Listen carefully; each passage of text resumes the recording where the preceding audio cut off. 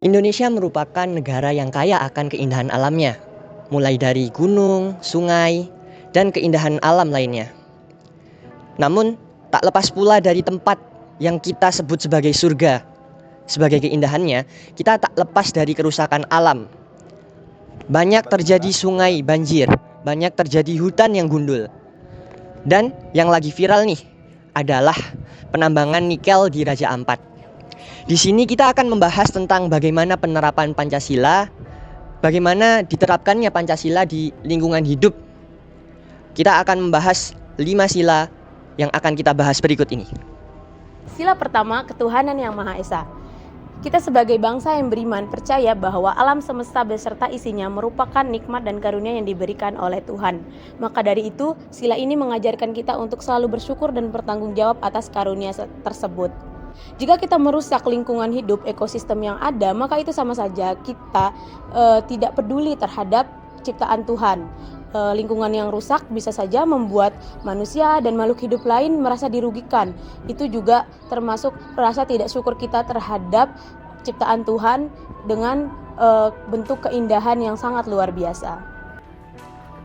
Dalam kasus Raja Ampat ini, pertambangan nikel ini berpotensi untuk mengancam kehidupan masyarakat lokal yang bergantung pada laut dan alam sekitarnya.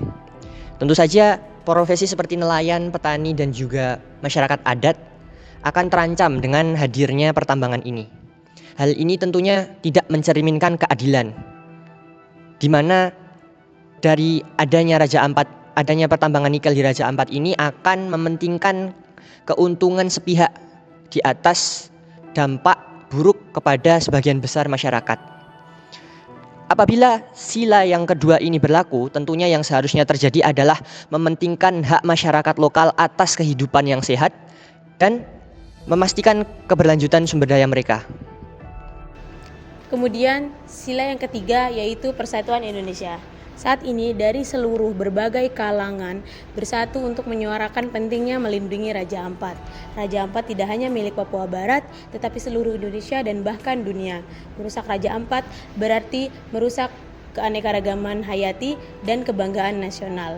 Maka dari itu, kita bersatu untuk menolak segala bentuk eksploitasi dan mencari solusi bagaimana pembangunan yang lebih ramah lingkungan. Dalam pertambangan nikel, sila keempat ini menuntut adanya pengambilan keputusan secara adil, bijaksana, transparan, dan partisipatif.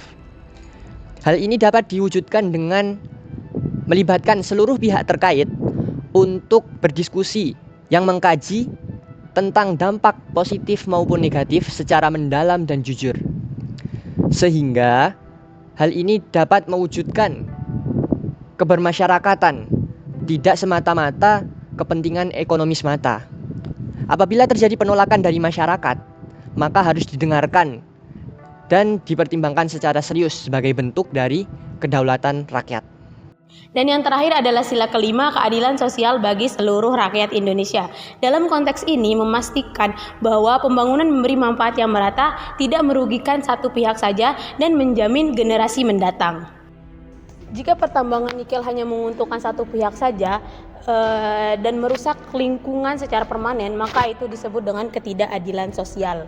Pembangunan di Raja Ampat haruslah pembangunan yang berkelanjutan, memberikan manfaat ekonomi bagi masyarakat lokal melalui ekowisata dan sektor lain yang tidak merusak alam.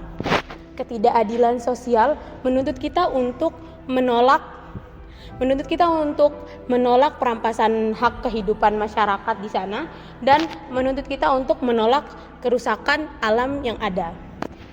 Melalui isu pertambangan nikel di Raja Ampat, kita semakin memahami betapa relevannya Pancasila dalam menjaga kehidupan sosial kita, dalam menjaga lingkungan kehidupan kita. Setiap sila adalah pedoman hidup bagi kita untuk berpikir dan bertindak. Dukung pelestarian lingkungan hidup kita. Suarakan kebenaran, pilih jalur pembangunan yang benar.